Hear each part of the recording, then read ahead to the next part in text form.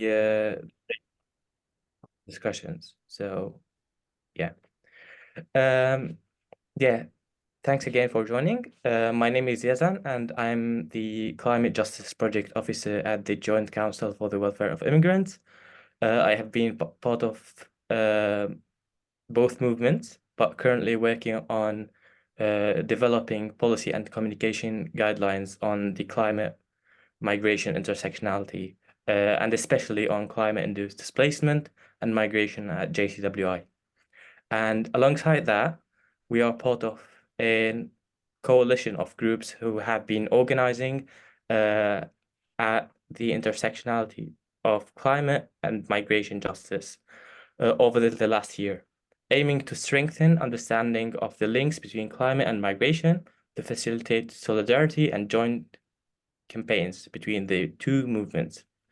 The group has developed today's workshop as part of that work as well.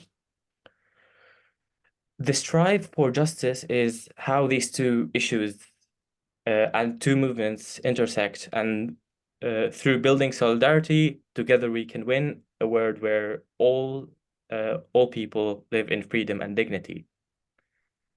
We are witnessing the securitization and militarization of borders because of becoming one of the main state solutions to the climate crisis. And we know that people who move globally will increasingly bear the brunt of a climate and ecological crisis that they did not cause, and that is caused predominantly from the global south, the global north. And as the climate crisis worsens, we must fight for people's right to stay in our homes, our homelands, but also our right to move safely across borders if we need to. Human mobility is a key form of adaptation to a challenging climate and has been for a long time, and it needs to happen safely with dignity. We have seen a massive state violence toward people on the move by those in position of power in the UK. The reality of these border systems, the hostile environment in this country, is almost unimaginable. From camps and unmarked graves down the route into Calais, to detention, deportation, and forced destitution. Yet, in the face of this, migrant justice groups across the country fight to replace services stripped away by the state, doing unimaginable work to protect communities and improve people's lives. The climate movement is building solidarity with these groups in communities from the ground up to national and international movements. Our strategy, our struggles as well, and fundamentally, our struggles and also desire to change are fundamentally intertwined. This is a critical opportunity for us to work together and build power through solidarity across the movements. And it's essential that we do so. We have so much to learn from each other, from successful campaigns and direct action to centering people on the front line of the climate and nature breakdown and hostile borders, and developing effective messaging. So today, Nick is going to outline the connections between climate and migrant justice, and then Sasha will take us through how we can communicate about climate and migration without using dangerous narrative that use the so-called threat of climate migrants and climate migration as a lever for climate action that dehumanizes migrants. After a break, we'll look at some ways in which the movements can work together and support each other before going into breakout rooms to discuss what we can do. So, with that being said, I will pass the mic to Nick, the migration justice coordinator at the Climate Justice Coalition, to tell us more about why climate justice and migration justice are connected and how this connection is formed. Passing to you, Nick. Hey, thank you. I think we're having some like slide sharing difficulties, so we're just going to switch that over. But thank you very much for that introduction, Yazan. I'm going to wait for this to happen. Can you see my screen now? It's being shared. It's being uploaded now. Okay. You can see the slides, right? That's it. Okay.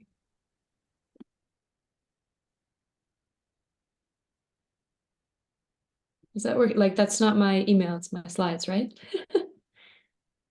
It says that it just says it has some the screen hasn't loaded, no. Okay. Interesting. Says you started screen sharing, but it's just a black screen. I see. Sorry, let me try one more time.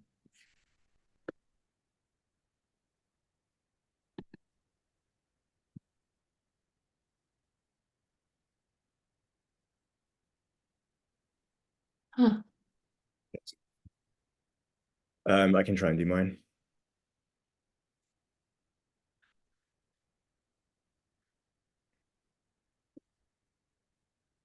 Sorry, I don't know why that wasn't working. Can you see it? Yeah, Nick, all good. Yes.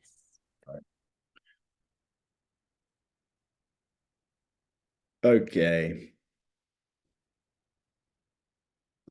All right. Thank you for your patience. I'm going to jump straight into this. This first section where we kind of outline the key connections between climate and migrant justice. I'm just going to sort of go back to some of the key tenets of key aspects of international climate justice. I can't imagine this is like new content for many of the people in this room, but it helps us to kind of set up the intersection. So I'm going to give an abridged version of this presentation, which we kind of give the full one to with migrant groups when we're on this workshop.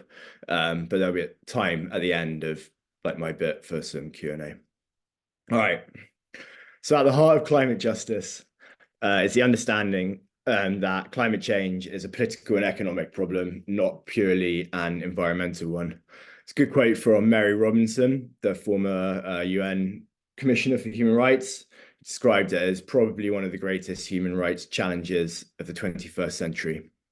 Two images here, maybe a bit too crude to illustrate, but in the 90s, when awareness of climate change was building, it was kind of understood and framed like predominantly in the UK and other rich countries as largely an environmental issue. But with countries in the global south and lower income communities globally, they're experiencing the impacts of climate change. It was very much about poverty, inequality, and the so-called like development comparison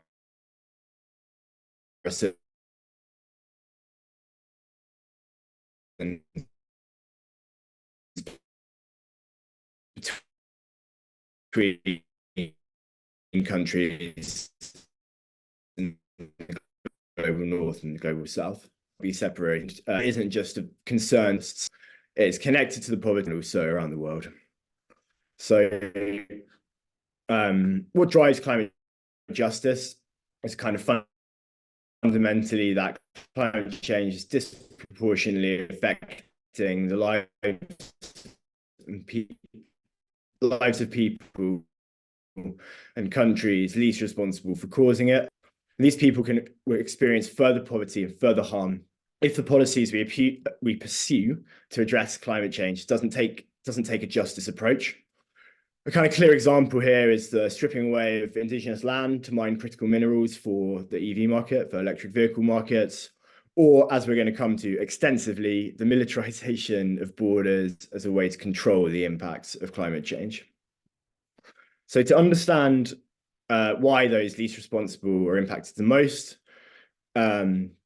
and had the kind of least resources, tech, political freedom to address climate change, we kind of need to take a bit of a historic view. So the global picture of wealth today between largely industrialized global north countries and those in the global south, it reflects the kind of financial gains that the UK, Europe, America were able to make through colonialism and imperialism, by kind of extracting fossil fuels and natural resources and labor to fuel rapid, large-scale economic growth. So these countries kind of reap the benefits of exploiting the natural resources and kind of the main drivers of climate change, and it's put them in a position of political and economic power. And these asymmetries of power behind not only climate change, but also the poverty and inequality we see across the world. That power has been used to create systems that we see, and in the form of kind of international debt, policies, unfair global tax systems, illicit capital flows, and like violent racist border regimes.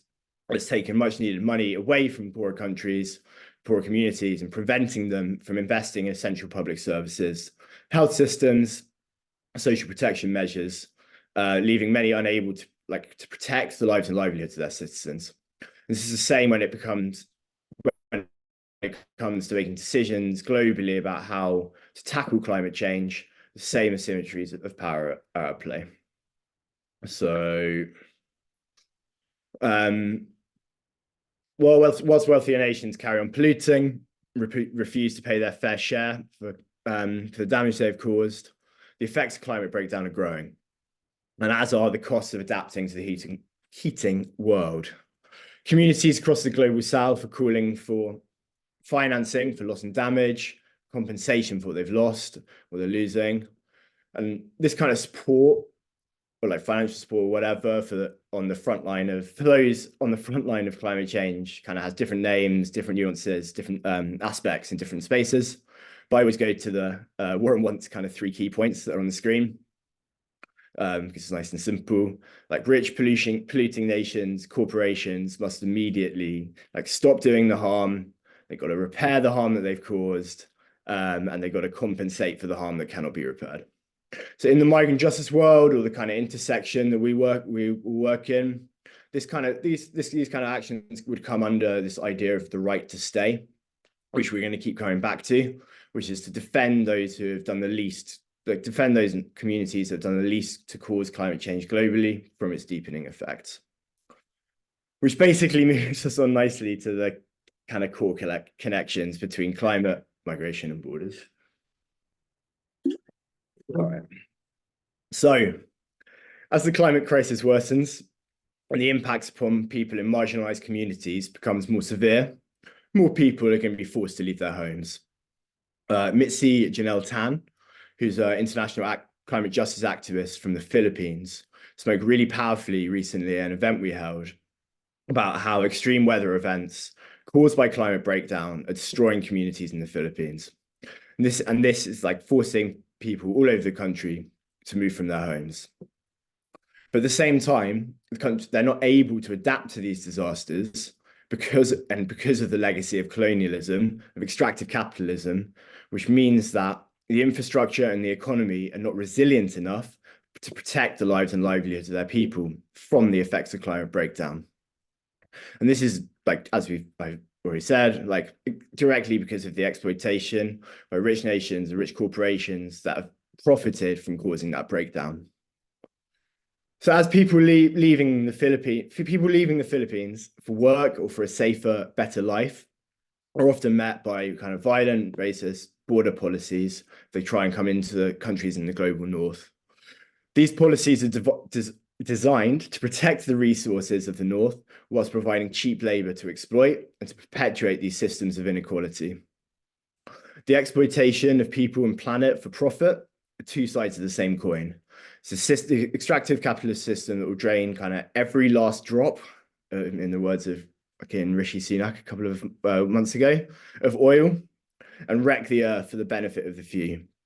This relies on the perpetual inequality and violence of the border systems to function. It relies on the free movement of capital, but not of people. So climate-linked migration It's a term that could often be used in this kind of context for people leaving their home, for example, due to floods in the Philippines. But it's quite like a kind of challenged, like nuanced, debated concept. So climate refugee does not have any formal status in international law. And using these kind of categories can hide the complexity of human mobility and the reasons why, and the kind of reality of people moving. And I think really importantly, the connection between climate and migrant justice is kind of much deeper than just climate-linked migration, though obviously that's a central part of it. So as more people move due to climate breakdown, governments in the global north increasingly view border controls, walls, surveillance, the hostile environment in the UK as a way to control the impacts of the climate crisis, as a so-called solution to the crisis that they have caused. This is what we usually call the securitization of the climate crisis. It prevents meaningful action on climate breakdown. It threatens and dehumanizes people who move, and these are people who have typically done the least to cause this crisis. Billions more is spent militarizing borders than on climate finance, given to arms companies and corporations in the border surveillance industry that profit from the horror that they create. This is money that could be spent, should be spent, loss and damage, reparations, and support for communities here and globally that are most affected by climate breakdown and by inequality. And this kind of securitization of the climate crisis has been fed historically by kind of alarmist narratives about like the impending doom of climate migration, which is like a really big problem and really dangerous and really dehumanizing. And Sasha is going to take us through this a bit later on. So the world's biggest emitters of greenhouse gases are spending on average 2.3 times as much as they are arming their borders than on climate finance. Investment banks such as BlackRock and Vanguard make billions funding fossil fuel projects that wreck our planet. But at the same time, they invest heavily and profit heavily in the border surveillance industry that depends on climate breakdown and on racist border government policies for its profit. So they're kind of feeding the circle and profiting the whole way through from the misery that they're causing. It's like straight up sickening. But in the face of this, the climate migrant groups are really, like we've seen more and more over the last few years, are really coming together to support each other, to sorry, I should have changed the slide, to build solidarity and to kind of fight these injustices together. And the aim of our kind of work at the intersection, work at groups like JCWI, Tipping Point, Migrants Organised, who are kind of all coming together around this, is to facilitate these connections locally, across organizations, internationally, with activists all over the world, sort of help groups connect, to share skills, resources and tactics, and to strengthen each other's causes. As a movement of movements working together, like we are able and we can like develop joint campaigns, develop intersecting demands and collaborative action. We're kind of, in this work, we're organizing around these two key principles. So the first is the right to stay, as I kind of said, to protect communities from climate breakdown. The second is the right to move. And that's like safely and with dignity, with safe pathways when staying isn't possible or even desirable. So it's really fighting for the right to like migrate and for the positive and beneficial like world where people are able to move, but also to defend communities where people are. And that's the right to stay is a really important principle to kind of the international activists, especially from the global south, who would really focus on this when we talk about this kind of stuff.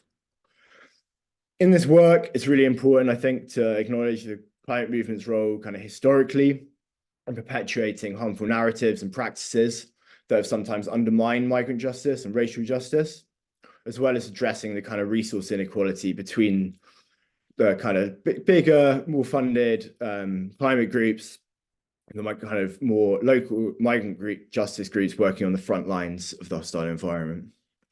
This is definitely changing. Central tenet to climate justice is to be led by and support those most affected by climate breakdown, oppression globally, which of course includes migrant groups and the fight for migrant rights. It's not about kind of charity for a specific category of climate refugee. It's about solidarity with migrants and with migrant organizations of all kinds. So global inequality, climate crisis, racist border policies, they share the same root causes and they share the same solutions. It's a fight. This is a fight that the climate and migrant justice movements will win, but we can only win it together. And I think my pal's dog has come home, which is the perfect end time for this presentation. Thank you.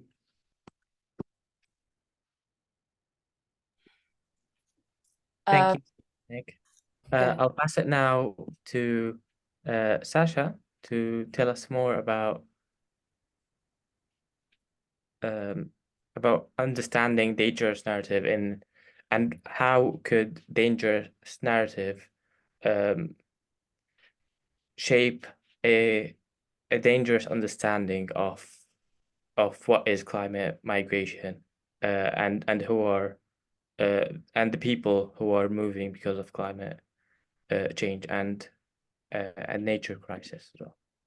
So passing to Sarah. Hi, thank you, Nick and Yazan. So, sorry. Okay, so my name is Sasha Haddad, and I am the Campaigns and Movement Building Coordinator for Migrant Justice at People and Planet. So through them, I work on a campaign called Diverse Borders. So 2 years ago, I also co-founded No Borders in Climate Justice, which is a collective of migrant and climate justice activists who work on the intersection of climate migration. And today I'm going to talk to you all about dangerous narratives and how to talk about climate and migration. Slide. Fab. Okay. So just to get started, I want us all to have a little look at these headlines that we've got on the screen. And notice some of the harmful language that is being used when speaking about climate and migration. So we can see phrases like mass migration, mass exodus, unprecedented migration, waves of migration, even the word invasion being used in one of them. So these headlines dominate the discourse on climate and migration, both in the news and online.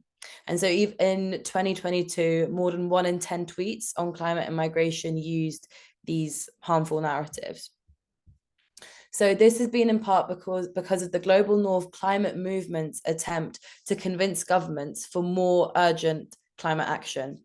However, we call these dangerous narratives because they frame the people on the move as a possible threat, which research has shown stokes fears of xenophobia, which in turn can justify more violent responses to migration, to migrants, and overall completely fails to encourage climate action, which is their original aim.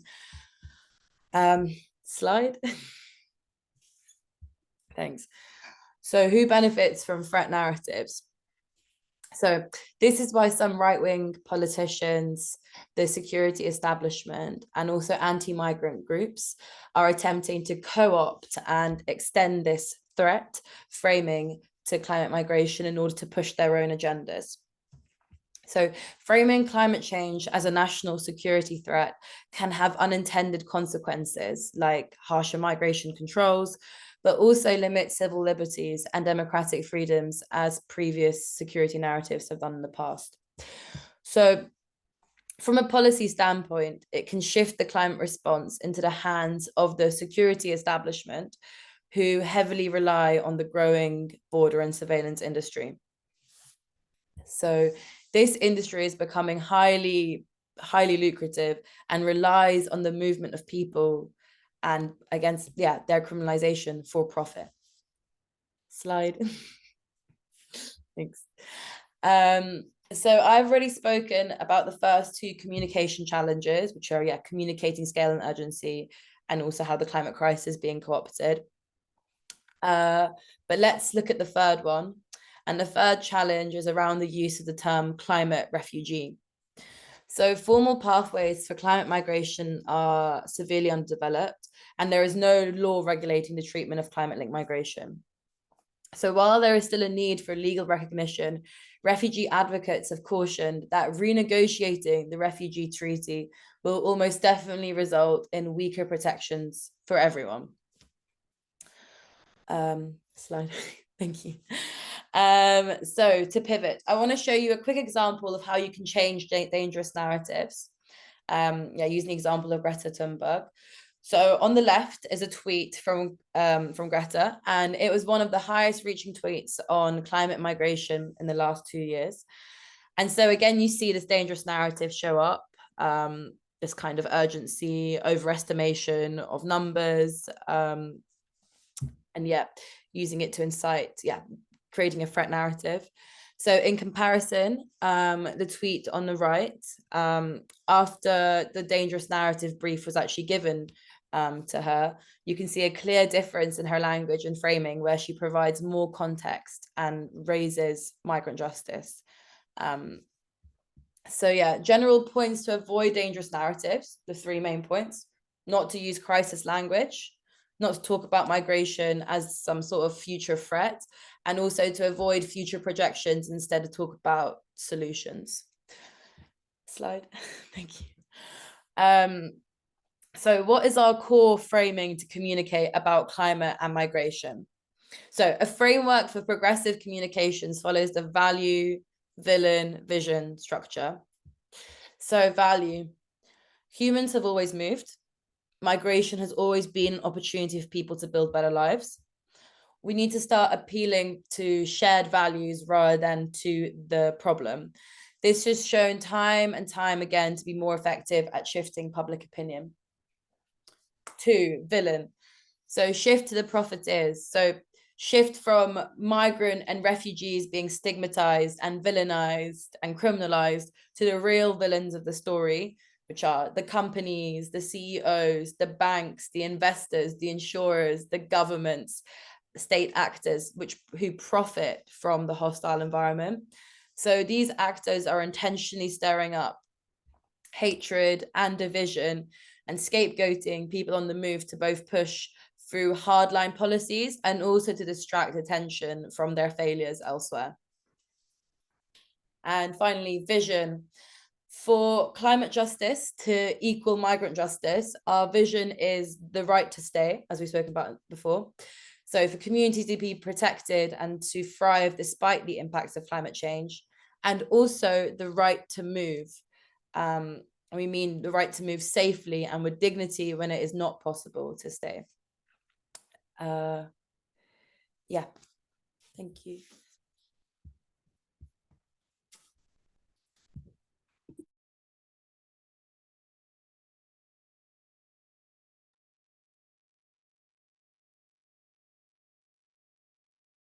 Thank you. Thank you, Sasha.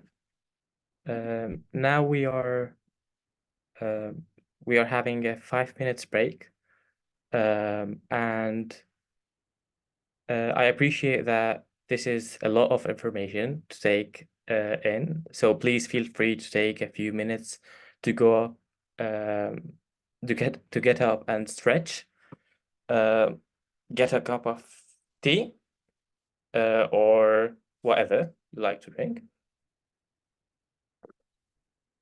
And before we move into the more practical side, looking at opportunities for cross-movement solidarity and joint actions, this will lead into our breakout discussions in the last part of the workshop. We will see you all again in 5 minutes. And we are going now to play a video made by Solidarity Knows No Borders Yorkshire. It's a really beautiful example of solidarity between justice-oriented groups at a community level. Something that I'm sure you have seen in many different ways and places in your own lives. So, yeah. So we'll come back at 6:40, 40 past 6, right?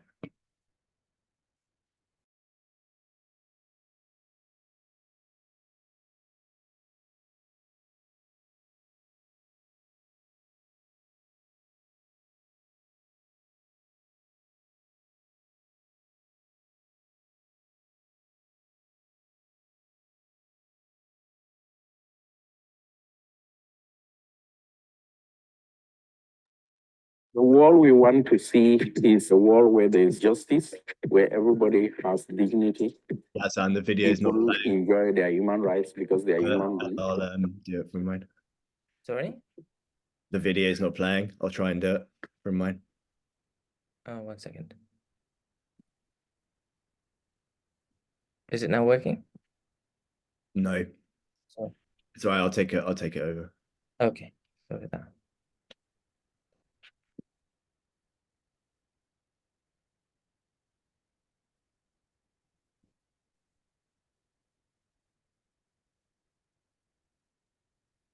Can you see that?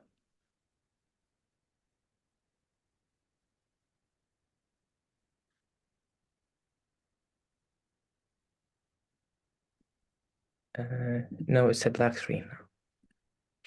Yeah, it says my. Can you make me the host, Yara? Yes.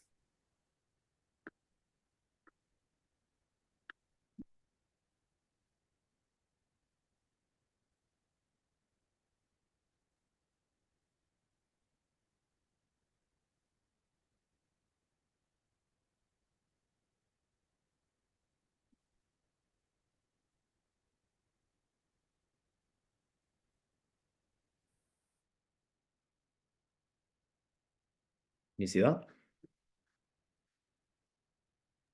Yes. Let's see. The world we want to see is a world where there is justice, where everybody has dignity. People enjoy their human rights because they are human beings. A world where solidarity is part of the way people live. We are communal human beings, social human beings. We need to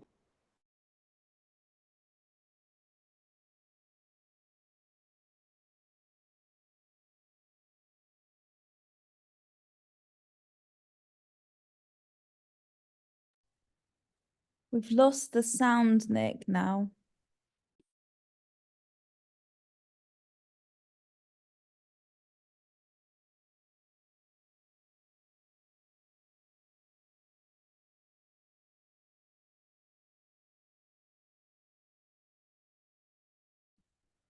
I think if you take yourself off mute, Nick, the sound will come back.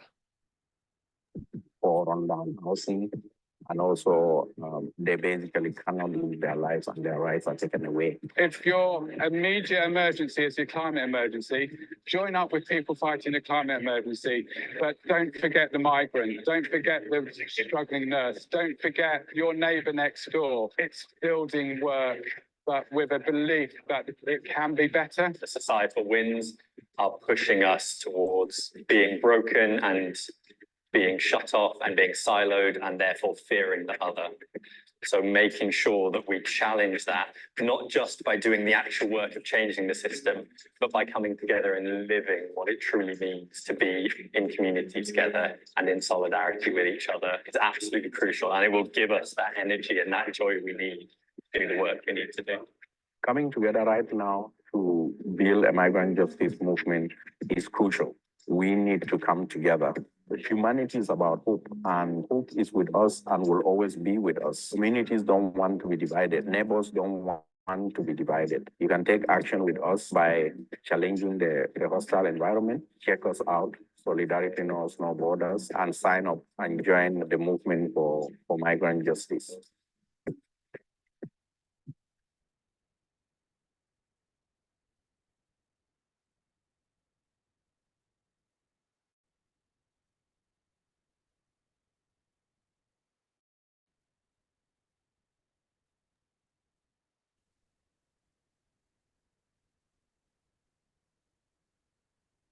I just need to find the slides again and then we can start.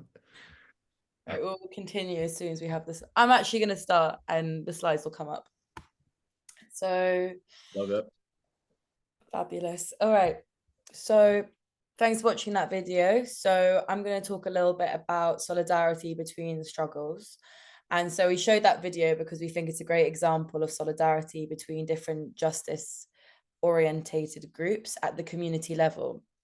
So something which I'm sure all of you have seen in many different forms and very different in those different spaces. But on the local level, supporting the right to stay principle means supporting groups and people that are resisting the hostile environment. Fab.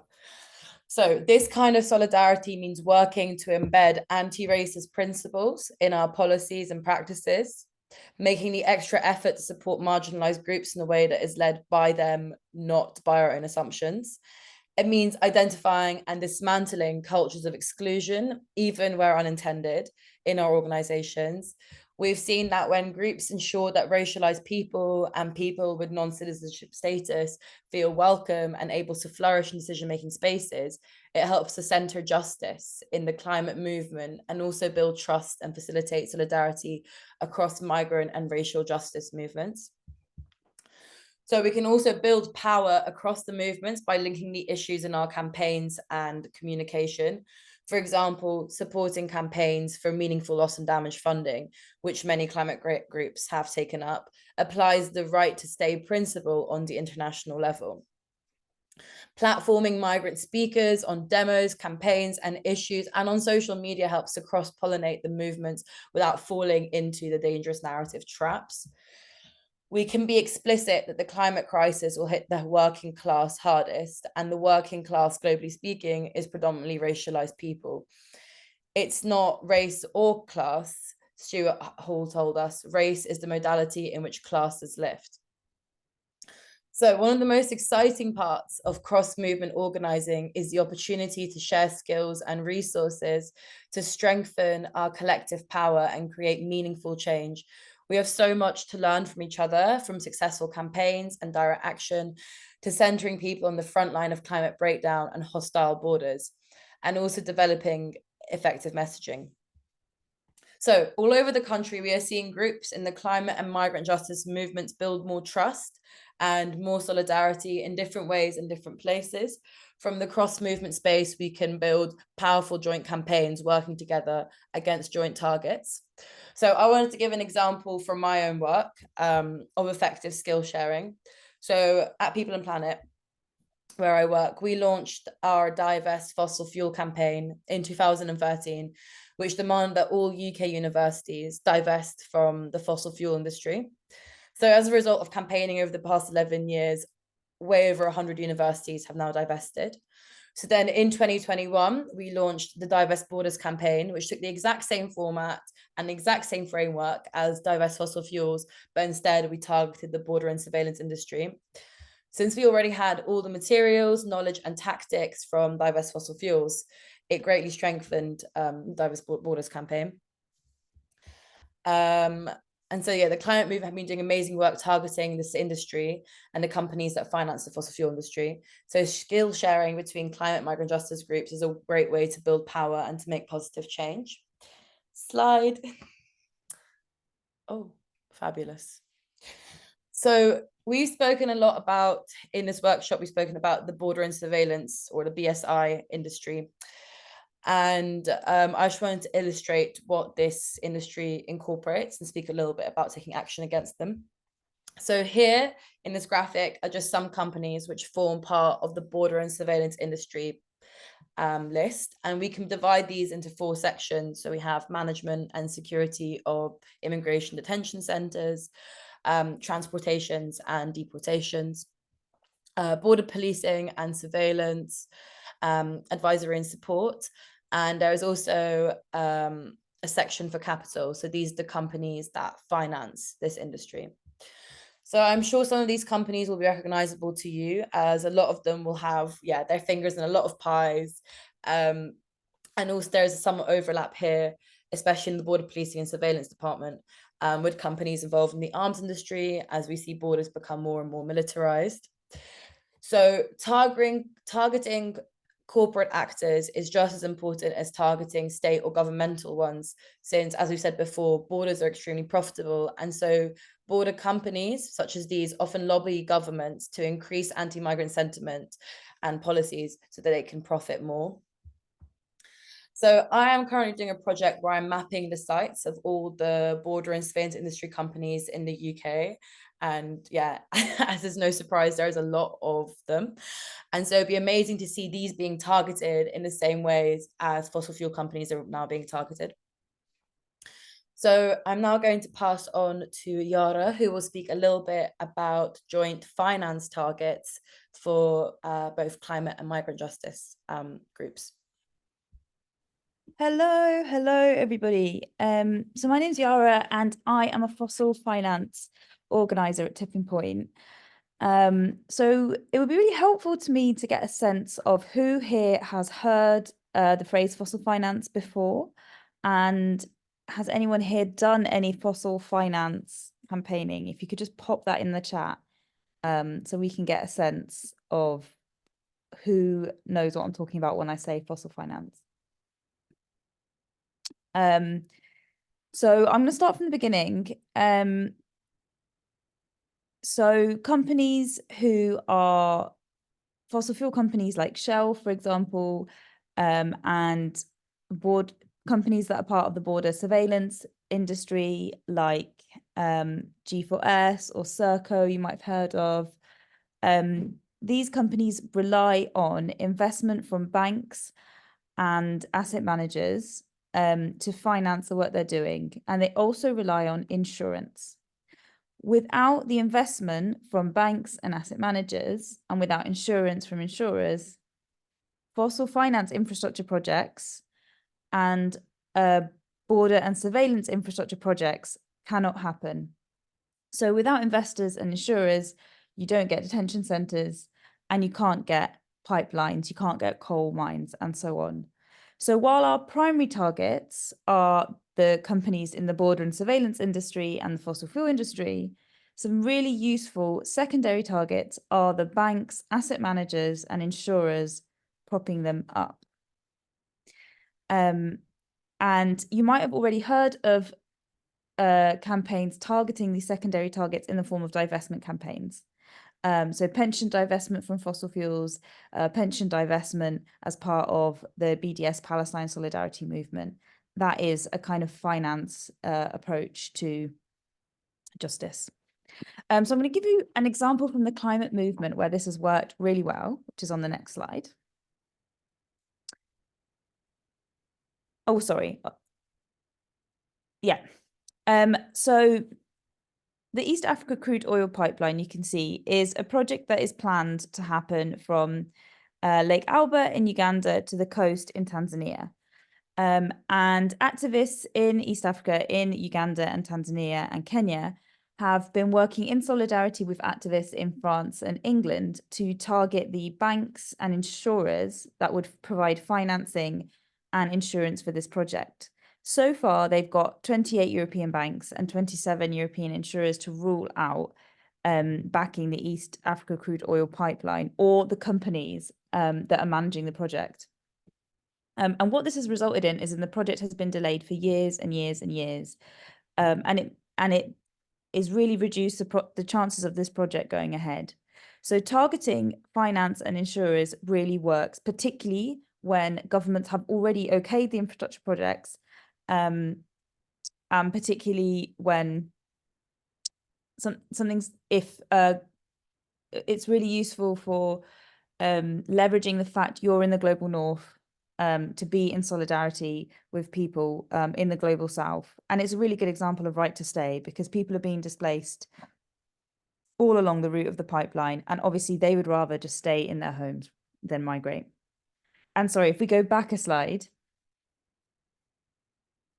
Forward one, sorry. Yeah. Oh, to the one where it's got the arrows on it. Yeah, this one. So taking a finance approach, what it also does, apart from being really effective, is that it offers all these opportunities for migrant justice and climate justice groups to work together, because these banks and asset managers and insurers, unsurprisingly, often insure BSI companies in the BSI industry and fossil fuel companies. So here are just a couple that we've identified from our research. So you've got Silchester International Investors. They're an asset manager based in the UK. They are the biggest financier of MITI or Mighty, who run all of the UK's detention centres. So there might be a group locally to you resisting a local detention centre, and they might have had as their targets the local government, the central government, maybe even MITI or Mighty, but they could actually undermine the detention centre quite significantly by targeting Silchester international investors. And interestingly, Silchester have investments in coal, particularly in Japan, and also in Total Energies, who is one of the companies that own and manage the East African crude oil pipeline. So it provides an opportunity for everyone who hates the East African crude oil pipeline to get together with everyone campaigning for migrant justice and form a stronger coalition that can apply even more pressure to Silchester, for example. Another really interesting example is Alliance. So Alliance have both an insurance arm and an investor arm. And they provide insurance for Airbus, who do deportation flights, alongside providing other services in the BSI industry. Alliance have actually got a really progressive stance on fossil fuels because they have been successfully pressured by the fossil fuel environmental movement. So again, that's an opportunity where maybe by teaming up with the environmentalists that got them to change their policy on fossil fuel insurance, there might be a way in, and they might be movable on providing insurance for BSI. A third one is Baillie Gifford, Asset Manager, where we're seeing right now groups from Palestine Solidarity teaming up with environmentalists and climate justice activists, because Baillie Gifford has been shown to have investments in both Israeli apartheid and in fossil fuels and North Sea oil. So basically, you taking a strategic approach that targets financiers can be a way to create cross-movement coalitions and be much more effective because you're working collectively. So yeah, that's it. That's that bit.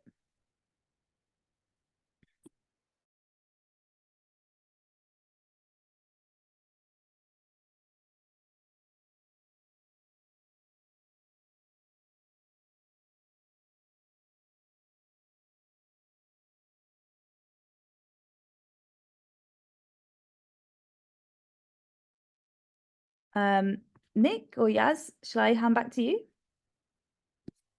Yeah, sorry, I'm just having some internet. I'll do this session. Can you hear me? Can someone give me a thumbs up if you can actually hear me? Yeah, we can hear you, Nick. Yeah. Great. Okay. Thanks, Sasha and Yora.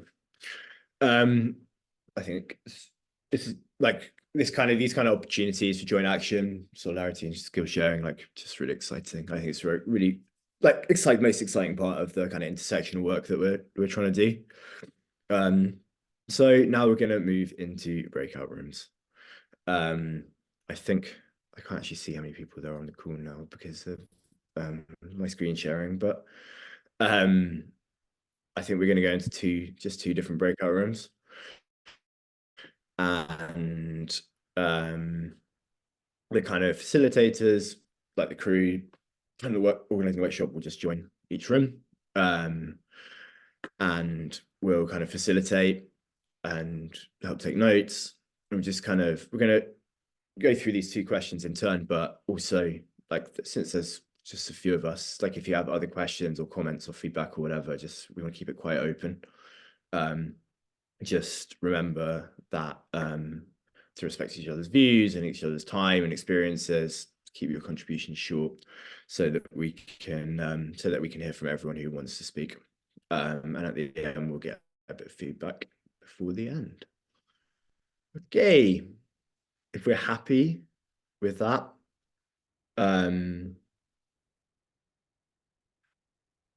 Yara's going to split us into breakout rooms.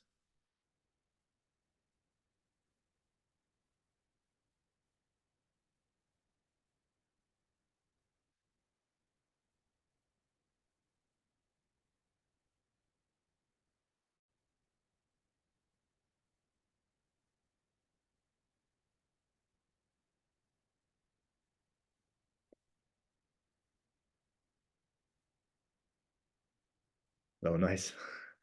It's just crew and also Miranda, who's also kind of part of the crew. That makes it easier.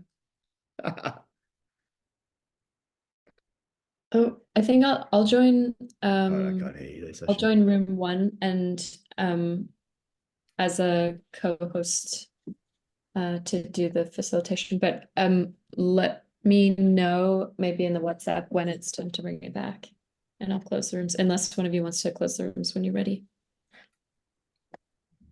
Yeah, I can do it. Okay, cool. I'll just join one of the rooms then. See you in a bit. Thanks. I don't know how to join. I think I was meant to join a room, but I don't know how to do it. You need to join one. Can I stay in the main room, please? Yeah, for sure. Can I eat quickly? You can, if you go to, they just eat like, just turn your camera, join the room, turn your camera. Okay, cool. So hungry. All right, but can you put me in the room? How do I get in the room?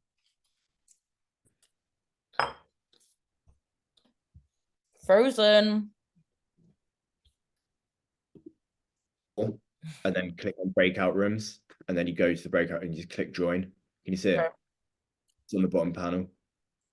Just look for breakout rooms, or it'll be under the, it'll be in the, yeah, my internet's really bad, so I'm just gonna stay in the main room. Awesome.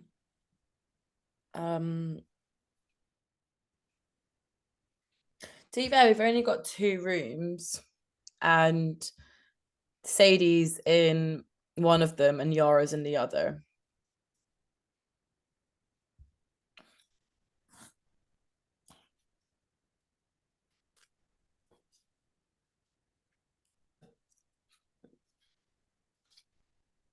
Your internet back.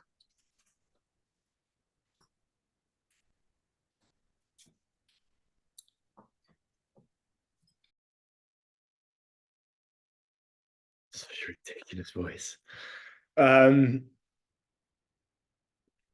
Hey, welcome back, everyone. Thank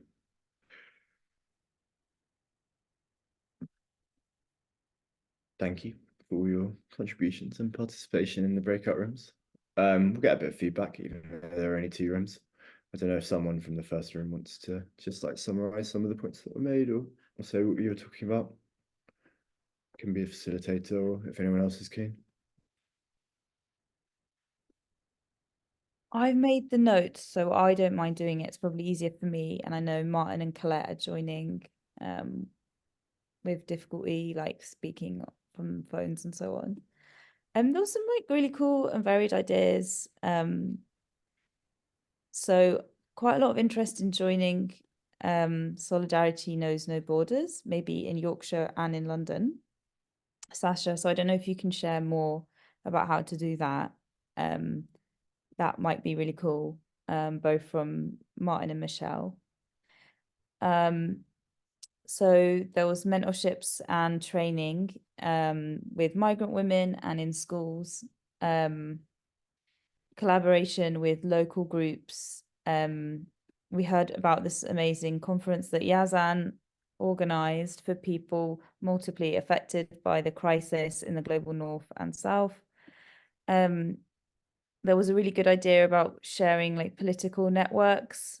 So if a climate justice group has access to local politicians and that kind of thing, sharing those contacts and who is sound to work with strategic litigation, art workshops, local sort of migrant justice workshops with climate groups came up.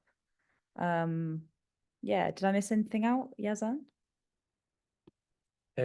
No, there were some people joining from outside of the UK also who had, I guess, an island from Ireland who were interested in connecting with organizations out there.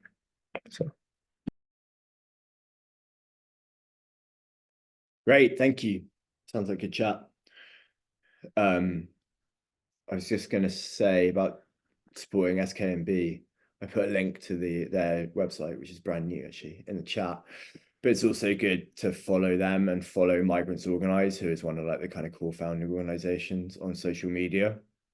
And then you'll see the kind of campaigns they're putting out and the things that they're doing and the things that their group's doing, and that can be a good way to get involved. Sadie, do you have your hand up? Yeah, I was going to share back from the other group. We had folks joining from the UK and also some from outside. So we were talking a bit about yeah, like how to work in different contexts. In Finland, Upu was saying that the government is trying to build a border wall and trying to be increasingly restrictive on Russian migrants coming over into Finland, and like thinking about how to push back on that. And they've done some work with climate and migration, like on a workshop there. And then also talking about that Terry was talking about the US context. And they've been doing a lot of work around annual general meetings, AGMs of banks and insurers protesting about fossil fuels. So the idea to bring in migrant justice as another demand, and bringing those linkages, as you said in your presentation, finding those intersections.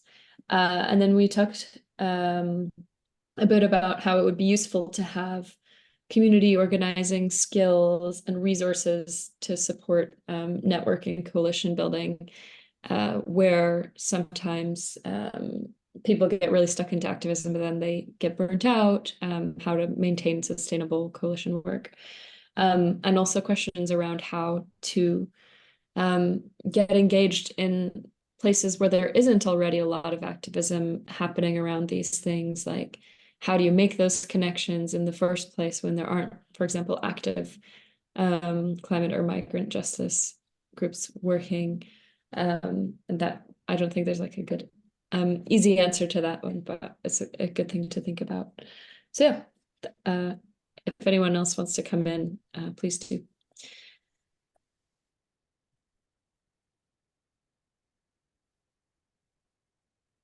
Okay, if no one is going to jump in, I am going to plug a few things that you can do if you want to learn more about some of the particular intersections that have come up today. So I'm sharing in the chat right now. So Tipping Point, our training schedule runs all the time. We have 1 to 2 trainings a week. And next week, we're doing a short 101 training, 1 hour long, lunchtime and evening, about what fossil finance is. So if you're interested on using that finance approach as a strategy to bring migrant, climate, and Palestine solidarity together, then yeah, do register for that. It's going to be on Wednesday at 12 and then again at 6, and it's an hour long. And then we've also got coming up our Power Hour for Palestine, and we do this once a month as well. And there's a little bit of political education at the start around Palestine. And then everyone takes an action together. So if you're interested in these, they're in the chat. And you can also see the full schedule if you go to tippingpointuk.org/training. So yeah, wanted to give those a little plug if you're interested in becoming super expert in investors and insurers and doing a bit of Palestine solidarity.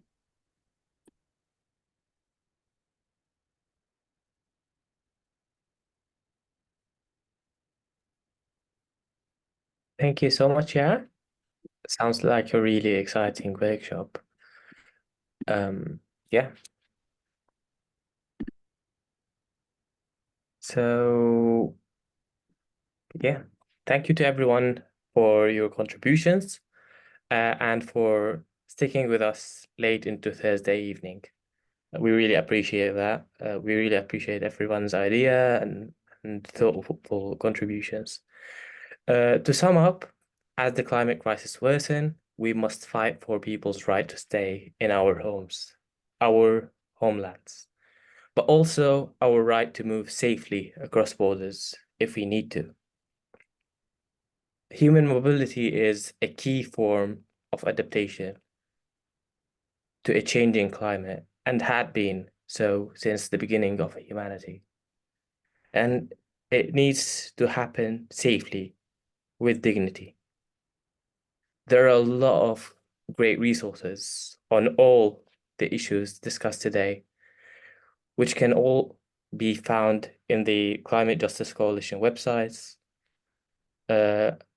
We will put a link in the chat and also circulate the slides and recording to everyone afterwards. We also shared many links to many valuable resources and things to contribute to, including the workshop opportunities that Yara just shared with us.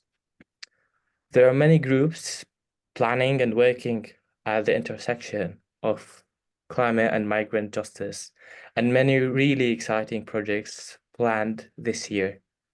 You can join our mailing list to stay up to date, and you can also email Nick if you have any questions or want to get involved. Yara has put the links in the chat. Thank you, Yara. That's it. Thank you, everyone, again, and goodbye. And please unmute yourself and say bye, because it's always weird ending a Zoom call like this without, yeah. Bye, everybody. Bye. Bye. Thanks, Bye. everyone. Bye. Love Thank Michelle. you. Thanks, Bye, everyone, for Martin. Bye, Colette. Bye. You want to stay on and do a debrief for like a couple of minutes? Yeah, we can do a really short one. Yeah. Sasha's already gone.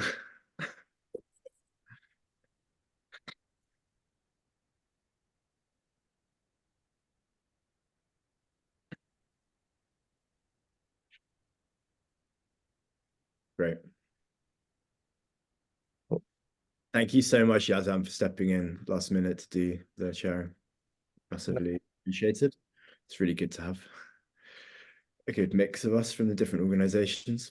And like just like a bit annoying that bad timing that everyone had to pull out last minute.